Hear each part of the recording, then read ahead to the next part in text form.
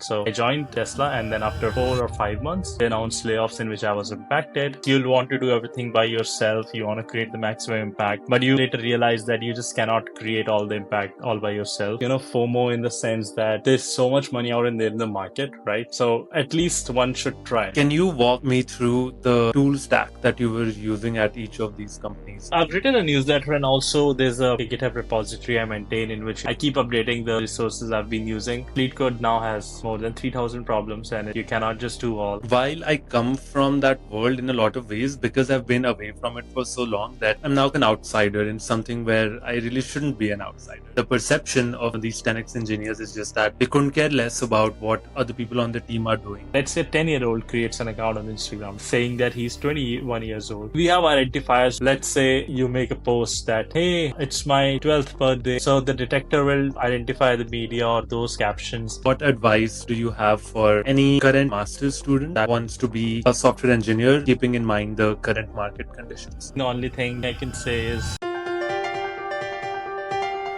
welcome to the Ready Set Do podcast, where we learn from journeys of not experts who are just 2 steps ahead of us. I'm Naman Pandey, and in this episode, featured not expert is Hemant Pandey. Hemant is a senior software engineer at Meta and has extensive experience as a software engineer in companies like Salesforce, SAP, Tesla, and Amazon. Hemant takes us through a day in the life at Meta, his career trajectory that saw him make a number of well-timed and opportunistic jumps to bigger and better opportunities, the technology stacks used at BTech, how to break into software engineering as a beginner, some notable qualities of 10x engineers, and many other fascinating topics. We also discuss what current students in BTech and or master's degrees can do to find employment. Yes, just solving LeetCode problems is not enough. And finally, the fascinating work that Hemant does with teen behavior regulatory aspects at Meta. In keeping with our theme of learning from somebody that's just 2 steps ahead of us instead of an expert, my goal with this episode is to highlight Hemant's unique journey and also to nudge you to subscribe to his incredible newsletter if you'd like. This is the Ready Set Do podcast, and to support it, please subscribe to the channel and or leave me up to a 5-star rating on Spotify. And now, without any further ado, here's Hemant. Hemant, welcome. Thank you, Naman. Really appreciate it. I've been listening to a lot of your earlier episodes, and happy to be part of this. Appreciate you sharing that. Let's jump into the end of things here with respect to, day in the life at Meta. So what can you tell us about what it's like to be a software engineer at Meta? Maybe you could just even pick today, for instance, given it's just maybe towards the end of your workday. Sure, yeah. So today was my work from home day, Uh-huh. but generally I go to office like 3 times a week. Kind of a nice hybrid setup. Uh, Generally, I think I just leave from my home at 8:30, 8:45, and then be there at office around 9:30, settle in, have a coffee and everything like that. Generally, probably like 30% on an average, 30 to 35% of my time, goes in meetings. They're like can be stand-ups, can be project meetings, team meetings, one-on-ones, and other initiatives running across the company. That's pretty much. I'm a senior engineer there, so a lot of things revolve around collaboration. Mm. Other than that, I think 20, 30% of the time I get time to as well code on my projects which I'm working on, or other things, mentorships and all those kind of initiatives I've been running around. Pretty much, yeah, we take a lunch break, 45 minutes, around 12 to 12:45 with the team. Nice fun chats. We have food in the office, so that's not an issue. And then yeah, generally meetings last till 3 or 2, because half of my team sits in New York, so we kind of balance it out. So I'm left with focus time at the end of the day, which is difficult because I'm already full with lunch, so not very productive. But that's what we have to deal with. So yeah, I get a nice focus time at the end of the day, to work on my projects and to get things done. And yeah, I leave office from around like 5:15, reach at home, or maybe like it's not a very hard kind of setup. Yeah. If I have some work, I'll just leave at 3 and then do 2 hours at home, or you know what how the work is, the deadline is. You'll try to manage that stuff. But yeah, Right. generally 35% times in meeting, then 35% time in pretty much coding, doing project work, and then the rest goes in, mentoring other engineers or running other initiatives and all those kind of things. That makes sense. Appreciate that deep dive. Something you said kind of struck out just a little bit. You referenced in passing that because you're now a senior engineer, that it sounded like that has changed some things as far as how your time is spent. So when you were just an engineer, not senior engineer, were Yep. you spending more time writing code? Am I right in assuming that? Yeah. I think like when I started as a new grad engineer, I used to write the most amount of code, right? Because you get tasks in which you have to execute, so that's basically your responsibilities are. Of course, you can participate more, delegate to other new engineers, but that's not your prime responsibility. Creating impact by writing code was my primary responsibility. As you grow in career, right, it's like you have more accountability, more responsibilities in the sense that you're just not responsible for your own work, right? Hmm. You need to grow other engineers working on your team. You need to create a scope such that threes and fours, or I mean, like other level of engineers can grow around you as well. So that you need to learn the art of delegation. Of Hmm. course, you'll want to do everything by yourself. You want to create the maximum impact, but you later realize that you just cannot create all the impact all by yourself. And but if you enable others to do it and work as a team, that's a more scalable approach.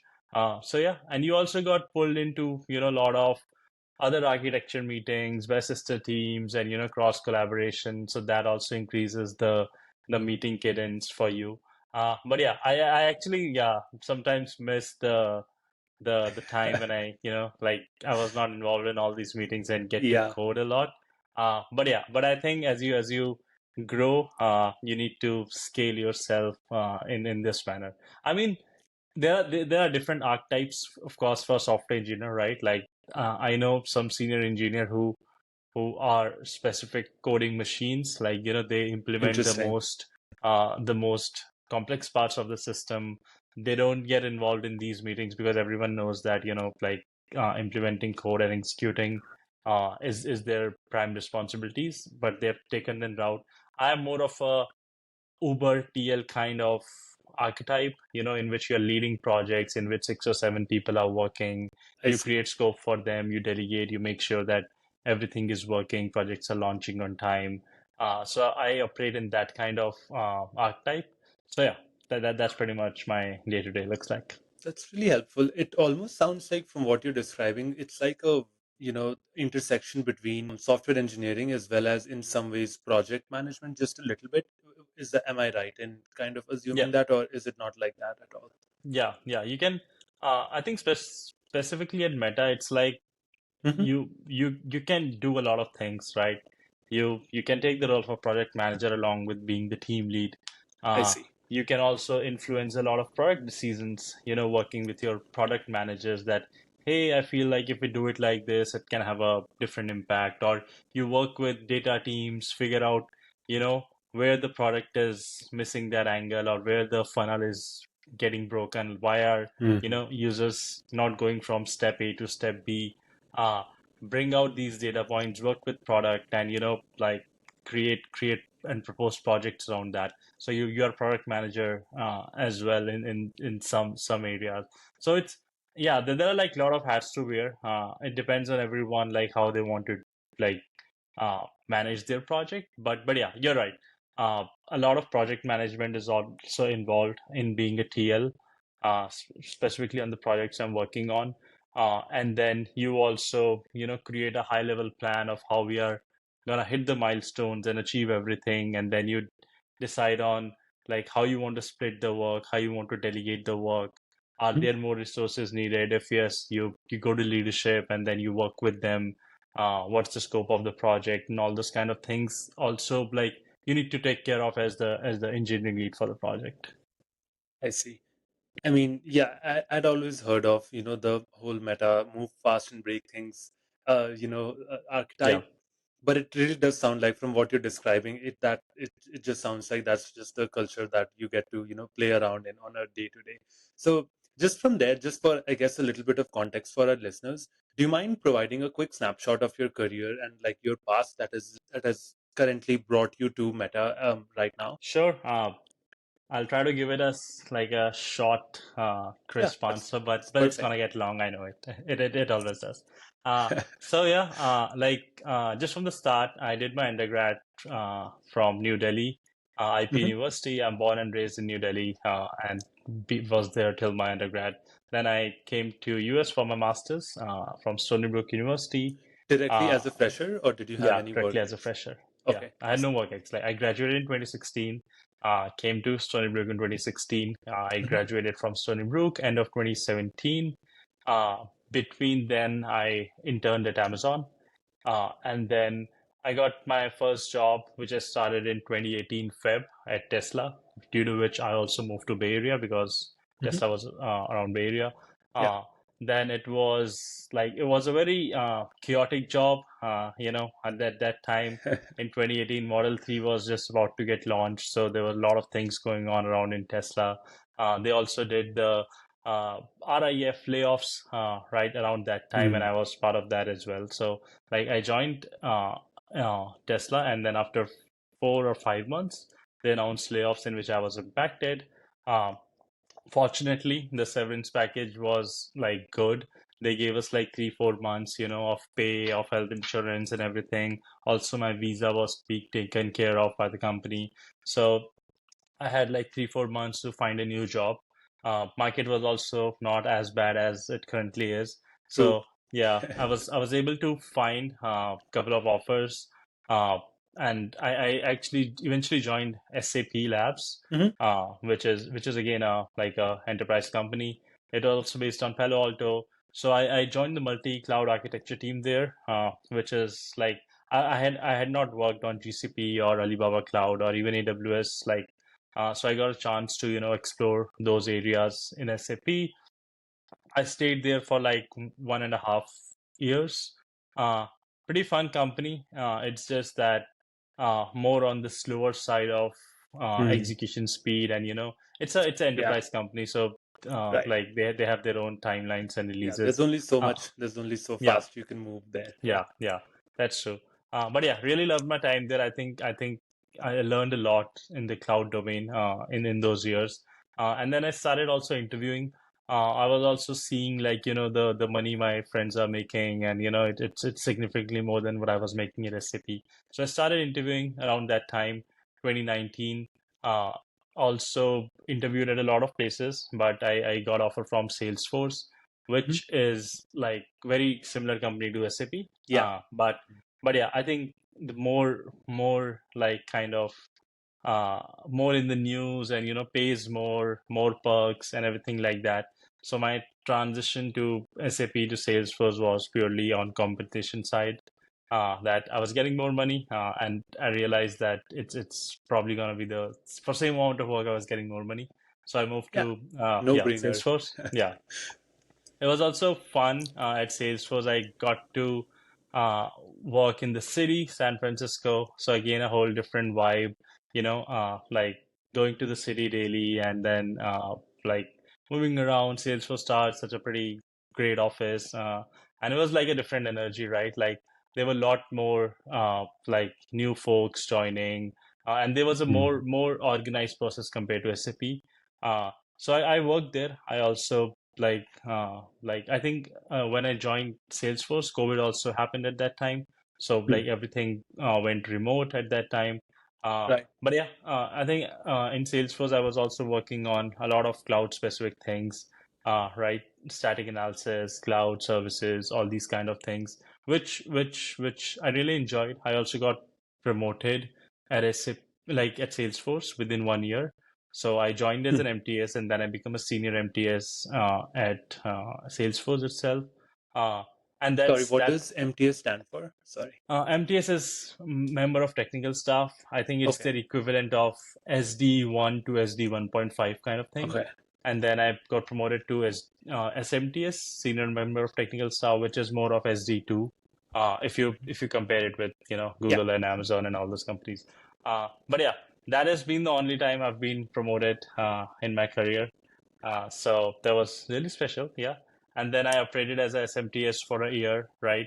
In 2021, it was going good. Absolutely loving the job. My manager was really good. I was growing. But 2021, I realized that like market was, very pretty good at that time. Like I was seeing on Blind, a lot of folks are getting crazy offers, 400K, 500K, and it was kind of, FOMO in the sense that there's so much money out in there in the market, right? So Hmm. at least one should try, right? The Yeah. it's once in a lifetime opportunity. You don't know how the market like if they're gonna sustain. So I started interviewing at that time. Um, just for the sake that we'll see how it goes. Right, so I started preparing, I started interviewing, and like it was really good. I mean, I think 2021 was probably the best time to interview. I got like five offers in that time frame, right? I got offer from TikTok, from LinkedIn, from Square, from Splunk, and so basically, and from Meta as well. And like it was also a good leverage to negotiate, right? But but I think that was a pretty special time as well for Meta. So I was operating as a SD2, right? And Meta E5 is a senior, but I was able to crack interviews for senior at Meta. So I joined as a senior, right?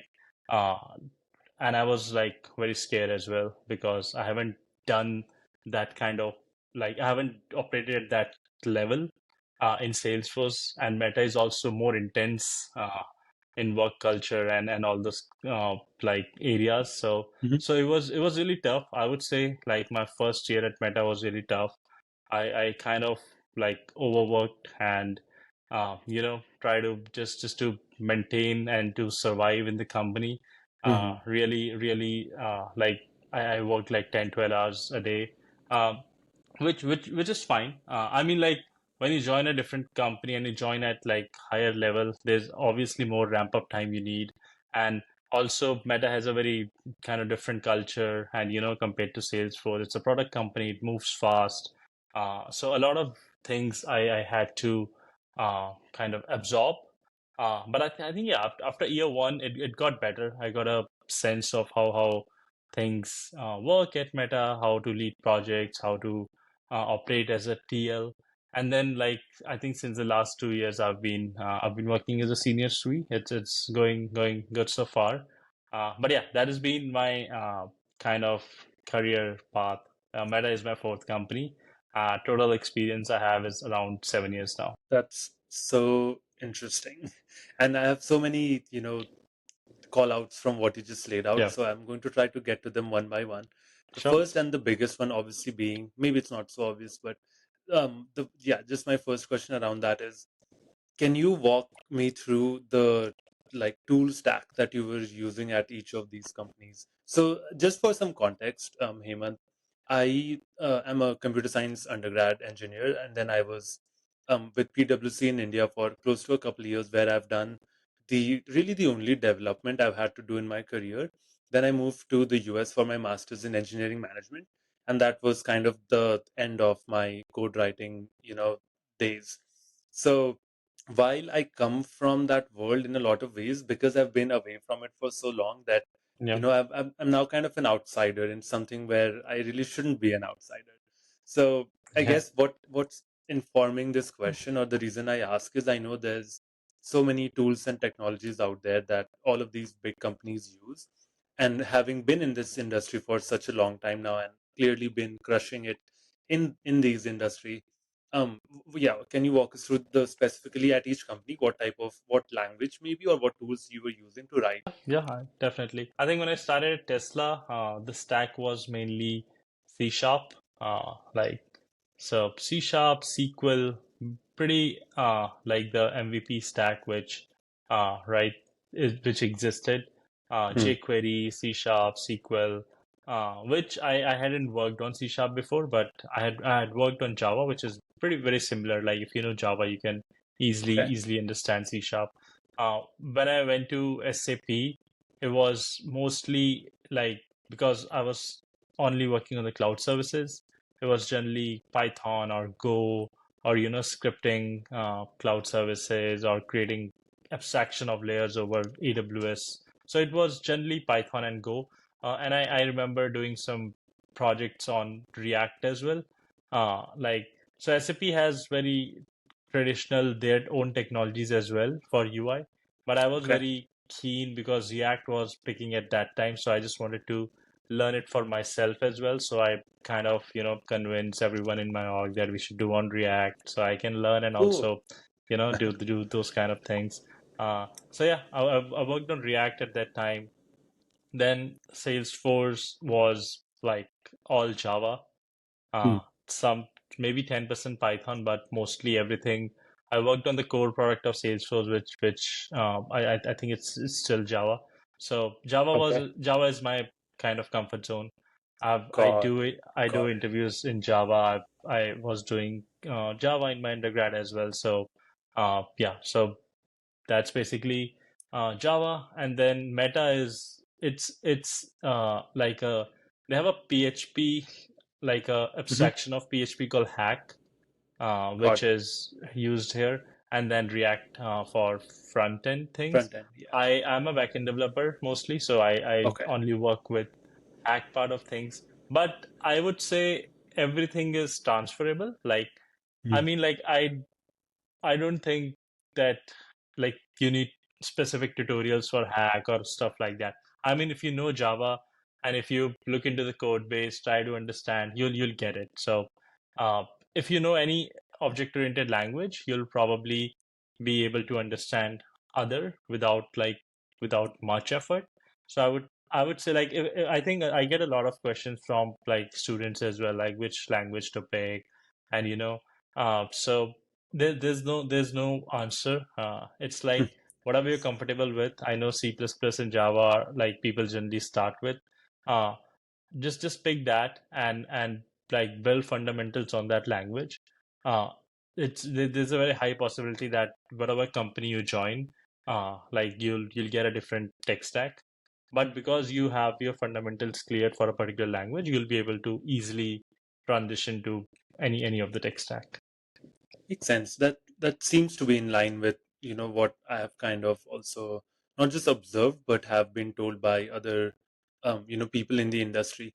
So I guess on that topic of what you said about having fundamentals clear in any given language, and that then translates. Um, what tips or what can you share about all of these specifically for software engineers, the types of technical interviews, or I know there's obviously coding rounds and such, Yeah. and I know there's a bunch of resources out there such as LeetCode and all of that, but I'm trying to kind of specifically find out your proven, clearly proven because you got so many offers, experience with these tools, and what you might recommend to somebody that's looking to potentially crack software engineer roles at all of these big companies. Yeah, yeah. I've written a newsletter and also there's a like a GitHub repository I maintain in which, I keep updating the resources I've been using. But generally, like DS algo is pretty much the most important. Like, if you want to enter into big tech or if you're a student who's, like looking for first job, generally all companies are gonna ask you lead code style problems. But LeetCode now has more than 3,000 problems and you cannot just do all. So you need to like there are like 15 or 20 patterns, right? Which you Mm. need to understand and uh, kind of practice to figure out like when to apply what, like two pointers, sliding window, dynamic programming. These are some of the examples of the patterns. Uh, but I think generally, like I do two lists which are on LeetCode. One is Mhm. called top interview questions. It's a list of 150 questions, and I think it has almost all the patterns covered. And then Got there it. is a list called Grind 75. It's also by it's very popular by one of the creators. So that's also pretty good. All the patterns covered. So combined, both of them are 200 to 50 questions. And I think if you like practice them, you should understand, like what pattern to apply in what Uh, cases, uh, and that's pretty much it. I mean, if you go to my LeetCode profile, you'll see that I've done 500 plus questions. But if I am interviewing, I'll just probably go over these 200 to 50 again. That's pretty much it. That's about for DSA, right? If you're interviewing for mid-level or senior roles, there Mhm. comes system design interview as well. Uh, for that, there's a course on educative.io called Grokking the System Design, which is a good starting point. Like to get your feet on that. But it's a very wide topic. Like the more you know, the better for interview as well as for your software engineering career. There are a Mhm. lot of books like designing data intensive applications. There are books from Alex Su on system design interviews, which you can go. There are many great YouTube channels. One from Gaurav San, right, who talks about system design, uh, and there are like other channels as well. I've mentioned them in the GitHub repo. But yeah, if you have 2 3 months, I would say it's probably not like feasible to do it all. But I think if you're a mid-level, grokking the system design interview course is pretty much enough. If you're senior staff, then you should like definitely know Mhm. everything, because the interviewer is gonna go as deep as possible across Makes different sense. areas. So Makes you need sense. to get your concepts clear. But yeah, that's pretty much like the more you practice, the better you get. And with every interview, you'll learn a different thing, True. right? Specifically, a lot of people also undermine the behavioral interviews, right? But I think that's really important. Like you should know what projects you've worked on, what challenges you have faced, and how to basically sell your story in the interview. Is also especially like at senior plus levels, you're gonna communicate 50% of your time, like across the career. So they really test you on how effectively you communicate, like how you are able to convince someone on an idea, how do you propose an idea. All these kind of skills also really matter. So I think what I recommend is, like, whatever projects you're working on, write down stories from that project. Like, did you face a conflict, did you face a challenge, how you Mhm. how you resolve the challenge, or like there are like certain behavioral questions which get asked a lot. So prepare Yeah. stories from your experience, like on that. Don't just think in the interview that I'm gonna say that. Just have it written, rehearse it before the interview, and make sure you seem confident and did not Right. like seem like a liar in the interviews. Yeah. Yeah, really appreciate that deep dive. I'm going to probably bug you offline for, your GitHub link and all of those Yep. amazing resources that you mentioned, and I'm going to link all of them in the show notes for Yeah. any listener that, might be interested in checking those out. I'm also really curious to talk about or learn from your newsletter setting up experience. So we will get to that in just a minute. Yep. But just to dial back, well, maybe not dial back, but just to examine what we just went over from just a slightly different perspective.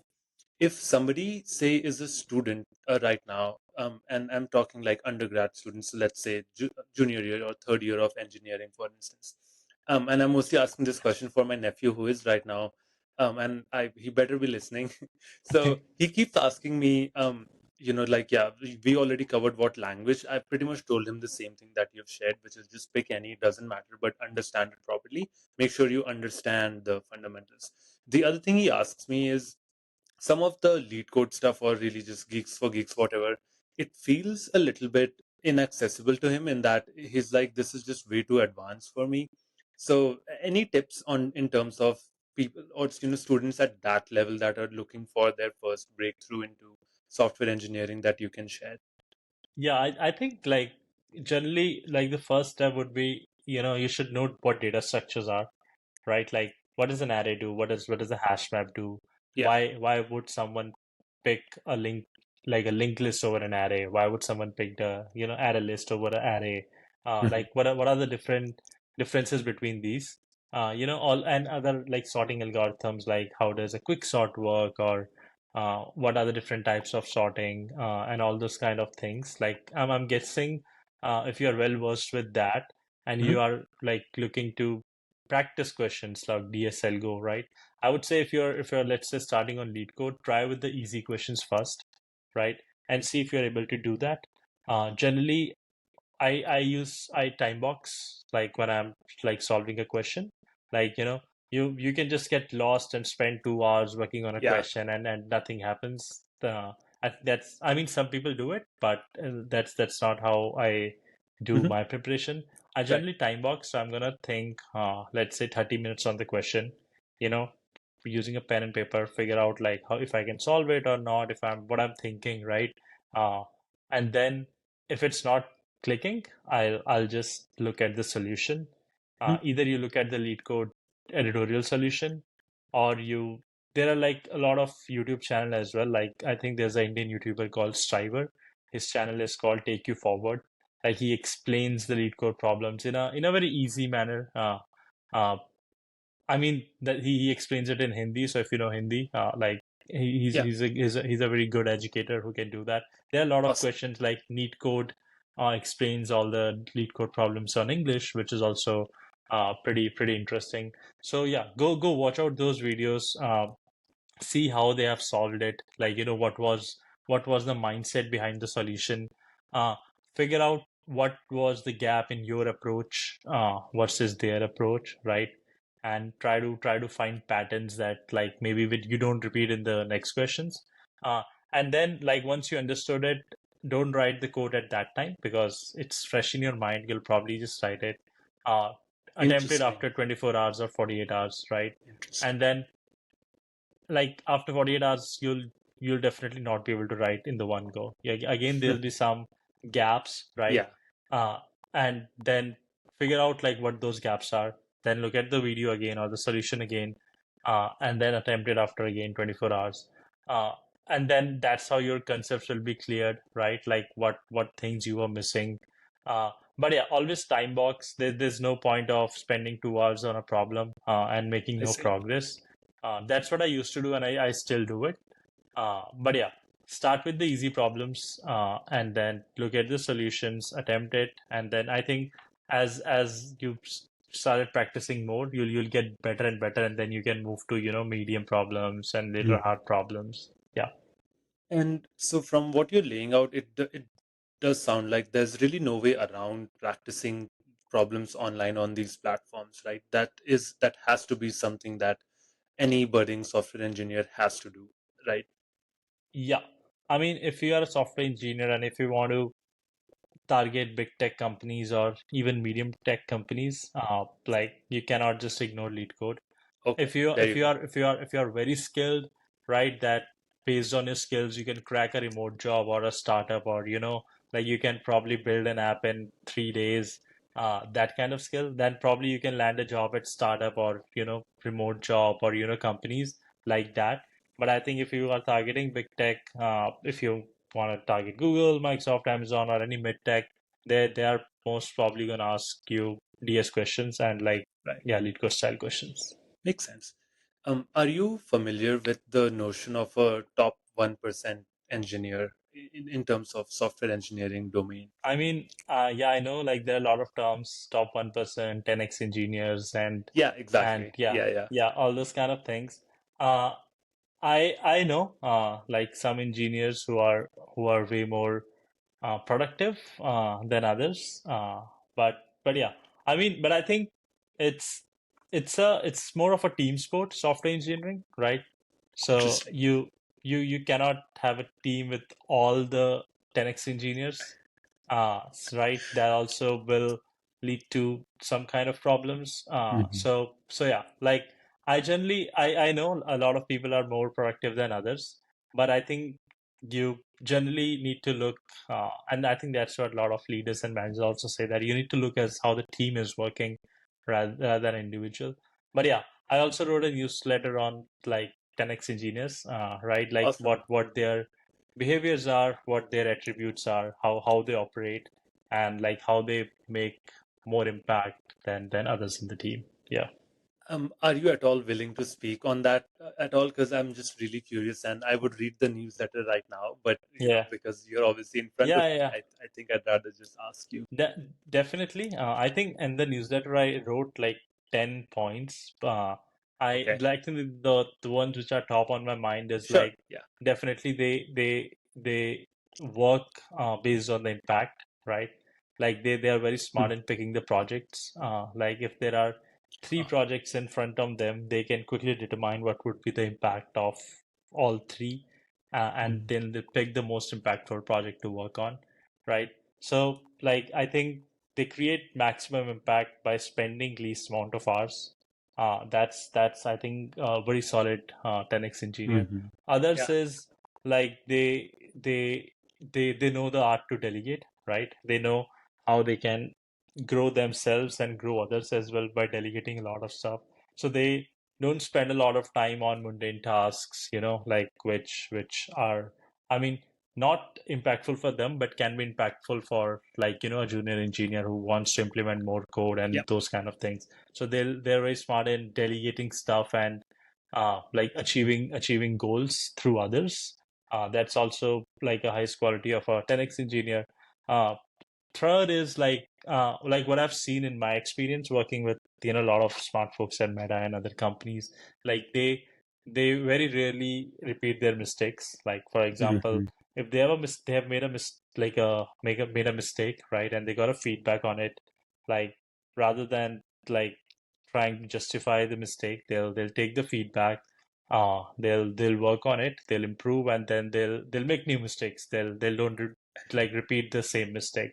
uh, that's Cool. that's basically also like I think it's a huge quality. And I think the most underrated one is generally you'll like if you think of a 10x engineer, like you'll have a image in mind like person who's like very good at coding and Yeah. just like sits in their zone and code.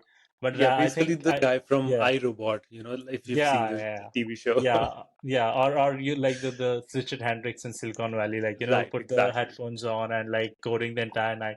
Yeah. But rather not, I think those people are like very fun to work with. Like everyone on the team talks to them about their projects, or hang out with them, wants to have lunch with them, chills out with them in the offsites. So I mean, very very likable personality. People wants to Interesting. work with. That's what I've observed, which opens like because everyone wants to talk to them, everyone shares their project with them, which opens a lot of opportunity to them as well, right? True, Like they true. can they can mentor more folks, they can help other folks. And create impact through that as well. So yeah, I think these are some of the qualities on top of my mind, which I mean, definitely not the ones which like are working like just by themselves, even if they are more productive, like, but their contribution to team as a team, like how the team is growing is not much, but rather than someone who takes the team and enable the impact through others. I think those are definitely like more impactful as a 10x engineer. That's very insightful, especially two things you said there. The first being that they're able to delegate. That is just not something I would have guessed ever, because as you said, the perception of these people, these 10x engineers, is just that they couldn't care less about what other people on the team are doing. They're just Yeah, in the shadows, huddle over and just, writing code zoned in, as they say. yeah, So, which is very interesting, and that's not a perspective that I had considered. And so yeah, that's really cool. I'm definitely looking forward to reading that particular newsletter just to get to the bottom of it. But with that, I also do want to kind of bring up the topic of the newsletter. So um again, just for some context, I have been on the fence of starting my newsletter for a while. I have a vague idea of what I would want to be talking about, but what can you tell us about? Let's begin with, why did you start your newsletter? yeah.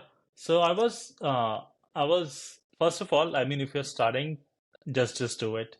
I was actually thinking of starting like from 6 months, and I just wish that I had started sooner. Yeah. So like yeah, I think I was already writing very actively on LinkedIn. I think I've been writing for like last 1.5 years now on LinkedIn. And then like I used to share similar things, software engineering growth, and also I talk about a lot of like different things as well, which are going around in the industry or around the world. Um, and then I see a lot of, like amazing writers like Jordan, Ryan, Gregor, whom I used to follow on LinkedIn. Like they were starting their newsletters, and and all those kind of things. And then like it kind of like, and I'm talking about like June, July of 2023, right? And I like did not know, because I didn't read any newsletter. Like what's that even about? Like why would Hmm. you just not write the same thing on LinkedIn, right? Right. You have more audience. And then I talked to like, Jordan, Ryan, other folks as well. And they kind of like nicely explained that when you run a newsletter, you kind of, you know, directly talk to your audience, and you have Hmm. an email list. They trust you. They have signed up for you. Yeah. And you know that like whatever piece or whatever content you're putting out, it will get delivered to their inbox, right? Uh, Hmm. but that's not the case with LinkedIn, right? Like if I True. write something on LinkedIn, uh, like some posts get 2,000 views, some posts get 100,000 views, and it's not in Right. my hands, right? You're just at the Uh, mercy of the algorithm. yeah, yeah. So you don't own the algorithm, you don't own the content, anything like that.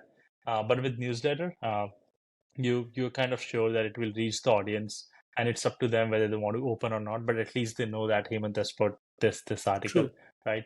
So that stuck to me, that this is a like a good way of directly communicating with your community and with your audience. But I then procrastinated, and then I like started the newsletter in January of this year. Okay. uh, but yeah, I wish I had started it sooner. But it's good. I've been writing for like almost 9 months now. I've written an article every week. So yeah, we've written That's like awesome, man. 30, That's 35, that's great. 36 articles.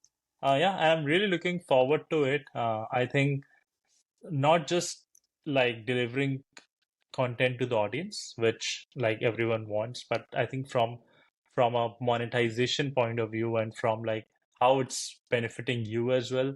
Like I Hmm. think a lot of newsletter economy is growing. People, I get a lot of reach outs that, hey, we want to like put a slot in your newsletter, right? That's I awesome. I'm currently cannot do anything because I'm an H-1B visa, but Ah, it kinds of gives you a confidence that like you're on the right track, and it is a huge potential to be a side hustle, or make some extra income in the future. absolutely. So yeah, so that's fun. I mean, and also like one thing I've observed, like writing it, that it really improves your writing skills, right? Hmm. On LinkedIn, if you see, I'm mostly writing in a very casual manner, that hey, more like, like that, how I talk to my friends, or like just, want to put it out a thought or something. But newsletter is more formal writing, more structured. You sit, you think of an idea, you try to structure it, you organize your thoughts, then you edit it, then you get it reviewed from someone if you want, and then, like create the final piece of content, which is more kind of official and more formal, uh, which really has like improved my writing skills, to be honest. And yeah, and I think it has also kind of I get to meet a lot of other newsletter writers, like, and I've Right. built a Because genuine you're part connection of with the them. ecosystem now. Yeah, yeah, because you're part of Yeah. the ecosystem, you get to meet with a lot of folks, see what they have been working, how they have been growing as an engineer, what their future aspirations are, which really builds a nice community. And yeah, I'm very grateful that at least started and not procrastinated like more. Yeah, no, that I can relate to what you're saying that you wish you'd started 6 months before Yeah. because I basically feel like that every other day about my podcast because obviously I had been sleeping on this for I don't even know like 3 years or something. But yeah, definitely understand at a really deep level what you mean by that. Yeah. And just real quick, what did you use to actually build or materialize your newsletter? Is it just a free tool such as Substack, or did you go for something more premium like Ghost or something? No, no, no. I actually, I think I was stuck between Substack, Beehive, or like creating our own website, Hmm? and talked to a lot of folks. And looks, I think everyone mentioned that Substack is probably the best if you're just starting it out.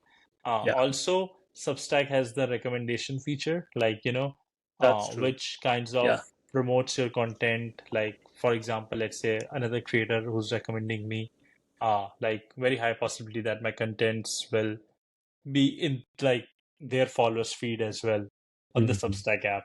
So it increases my chances of visibility, increases my audience, which leads to a faster growth compared to Beehive. And I think if you create your own website, it's very difficult to spread the word out. But I think yeah, if you're starting it out, Substack is it's pretty good. Interesting. Yeah. Yeah, as you know, as just somebody that's done a very basic amount of research on this, yeah, that's exactly right. What you're sharing about there's basically two main paths. You can either have your own website or have something like Substack. But Yeah. this is really helpful for really just me in terms of maybe trying to get a better foothold in terms of where that decision lies. So I will reflect on that and appreciate Yeah. you sharing that experience. From there, I kind of want to jump into what your experience has been with this huge rise of just really Gen AI. I feel like pretty much any conversation in the world at this point is it's incomplete. It's there's always a way to put it in because it's just Right. that relevant, especially with something like code, because I use it on a fairly regular basis at my work, and it has definitely changed the game for me. And I don't even write that much code. So for Yeah. somebody that does, I'm very curious to learn how or if even it has changed anything for you in your day to day or not really. Definitely. I think it's made me far more productive. Uh, Especially from the coding point of view, from the writing point of view, and from generic point of view as well. I think Hmm. Meta also has like their internal AI, right? In which you can ask any question that, hey, I'm looking for this code, anything, can you give me code pointers? Like it'll give you something. Hey, Hmm. I'm not sure like how this regex in this dictionary word, like whatever you want to do, like it will give you code pointers. So you don't need to go into code files, figure out like, other person how they have done it and then try to copy paste and try to run it on your own. Like you'll get an answer from an AI which you can trust. Uh, I think it's like almost if you think it at a scale like 50,000 engineers at Meta using it on a regular basis, it Uh-huh. has tremendously improved the developer productivity of the company. Uh, from a writing point of view as well, right? Like let's say about writing LinkedIn or newsletter, right? Like I can Hmm. get a lot of ideas from ChatGPT as well. Like for example, you can give a prompt that, hey, I've run a newsletter for software engineers growth. Shoot me some ideas, I can write about, Yeah. which will be helpful for my audience, and it will give you some ideas. You can probably again fine tune it, give more prompts, and try to figure out like what do you want to write about or like what you are more passionate about. Uh, and I think like generically as well, like, like if what I've observed is like if I have to ask a question now that, hey, what would be $100,000 compounded over next 15 years at this rate of interest, right? Yeah. Uh, Rather than me opening calculator, trying to figure out formula or asking Google or, Yeah. things like that, I Just just ask open Chat GPT, ChatGPT. it'll give me an answer, and that's done. So a lot of these things, analytics, calculation, or, maybe writing a formal message to a recruiter or something, like all these things have been really easy now. And yeah, so it made me more far productive, and I think it's probably like one of the reason, like a lot of people are now writing newsletter, writing LinkedIn post, along with their full-time job, coming up with ideas and doing like, a lot of things at once. It's and I think that's what I believe. Like with the Gen AI rising, this lot more people will be creating content, consuming content. So it's also gonna be a huge plus if you're a creator or software engineer as well, because it will make you more productive. Yeah, just to add on to that, I think it also is a really good opportunity for any type of creator really to have their own voice and authenticity, because I feel like in the upcoming sea of content that we're going to all be drowning in, it will be Yeah, those voices that will really stand out that aren't written with generative AI. So yeah, I'm sure you have this way more than I do, but I'll get connect requests or really just messages on yeah, LinkedIn every other day that I just, one glance through and I know that's written by Yeah, generative yeah, yeah, AI. yeah, And it really shouldn't. I'm not entirely sure on why or how, yeah, really just why it makes me feel like that. But I yeah, just don't like it. Like, I'll obviously respond and I'll yeah, be nice and whatnot, but it almost leaves that bad taste in my mouth where that person I feel like is, I just wish they had written that message by yeah. themselves. Yeah, that's true. I agree. Uh, I think you definitely need to be authentic, no matter like, if you're even if you're using ChatGPT, you can't just rely on ChatGPT to create everything on your own, right? Like maybe it can give you a structure, maybe it can give you like an idea of how you can do it, but your like personality should come through your Exactly. content or through your message, right? Like, I mean, and it's pretty easy to catch whatever is written by ChatGPT, right? Exactly. I mean, like, yeah, no one uses Chronicles or Or the Embrace fact or, that you were delving into something. yeah, yeah, yeah, yeah.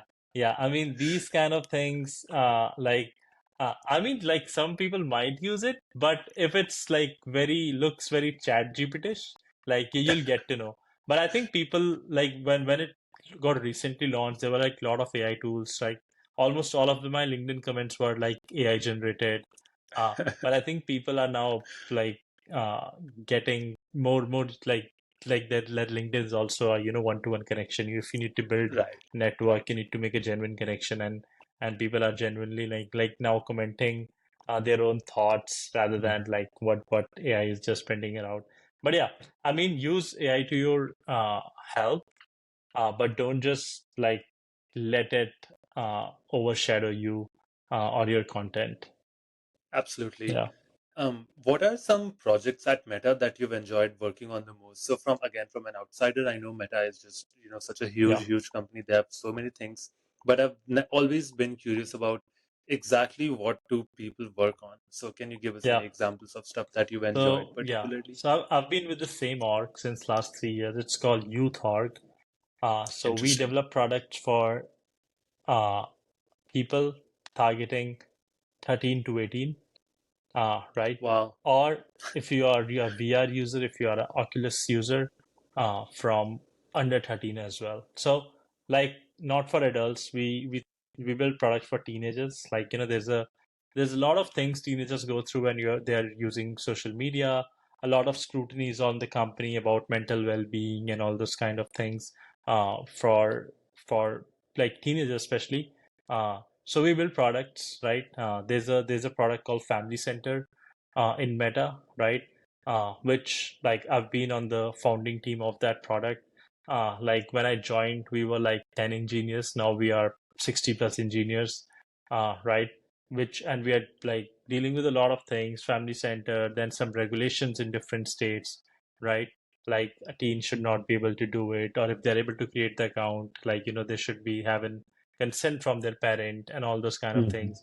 Parents should be able to put time limits to the teen's account, and like it is across all the meta apps. So I've worked on code bases of like Facebook, Instagram, Messenger, Oculus, right? Wow. Like almost all the apps I've written code for. So we are a central team which like spans across all products, and we mostly target products and features which are related to teenagers using meta products. That is amazing. Yeah. Like under 13, if it's not allowed, they are not just like, using these kind of things. Thanks. That's so interesting to me. Um, Really, just last question here before I let you go. What are some things, if at all, that you've ever faced challenges from because of the fact that you're Indian or you're from India? Has that Yeah. ever happened, or has that been in any way has that impeded your productivity or experience at any company ever? Is that a thing? I don't think so. Like it Okay, has it has really kind of impacted me at any way. Uh, it's yeah, I mean like probably not at the workplace at least. okay, Like yeah, anything is like I mean, I think the fun part is like anywhere you go, there are just like a lot of Indians in your that's true. team or in your office. So it doesn't actually feels like. you're too minority. I Right. think in tech specifically, or even like I live in Bay Area, it's just like it sometimes it just feels like India. It's true. Yeah, my brother lives in the East Bay, and whenever I'm there, he used to live in Yeah. Fremont before, and there it's Okay. just like Yeah. that's Lots of you yeah. know what I'm referring. Yeah, it's just crazy how Yeah. yeah, you definitely don't feel like an outsider at all. Um, Closing words, what advice do you have for any current master's student that wants to be a software engineer, maybe keep specifically keeping in mind the current market conditions? Yeah, I get a lot of questions as well, and I think like I the only bet. thing I can say is like first of all, the market is not perfect, so don't take it on yourself.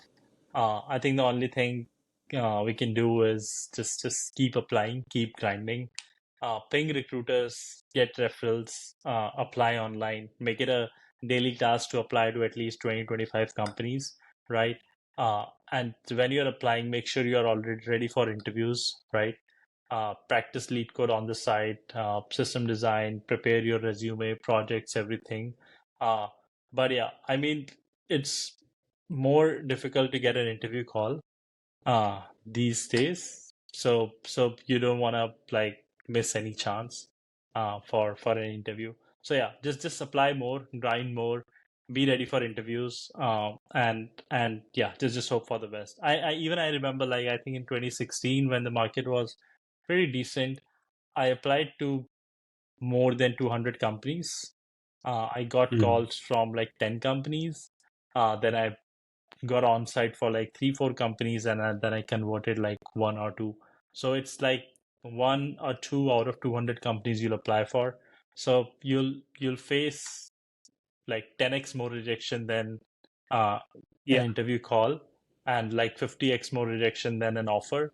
So just don't take it to your heart. Like everyone is going through the same thing. And yeah, just give your best, appear daily, apply daily, practice lead code daily, and yeah, just hope for the best, and eventually like your time will come. I have always had, just a lot of deep respect for, software developers. I don't quite know where it comes from. It's just a thing that I've always had. And it's really conversations like these that really make me go back to that feeling of really just respect. I just truly feel it's one of the more difficult jobs that exist in our times. The ability to tackle these challenges on a daily basis and just making a career out of it, I think is really cool. And it's just been such a great experience to learn from your such a vast field of experience with all of the various companies that you've been at. And um the community actually that you've inculcated on LinkedIn as well as now with your newsletter. So it's been an absolute pleasure, Hemant. Thank you so much for taking the time. Yeah, really appreciate it, and hopefully it reaches like people like who found it helpful as well. But yeah, really appreciate it, and thanks for inviting me. That brings us to the end of episode 28 of the Ready Set Do podcast. Thank you all for sharing these conversations with those that continue to benefit from them. If you would like to support me, the easiest way to do that is by subscribing to my YouTube channel and or leaving me up to a 5-star rating on Spotify. Catch you all in the next one. New episodes every Wednesday.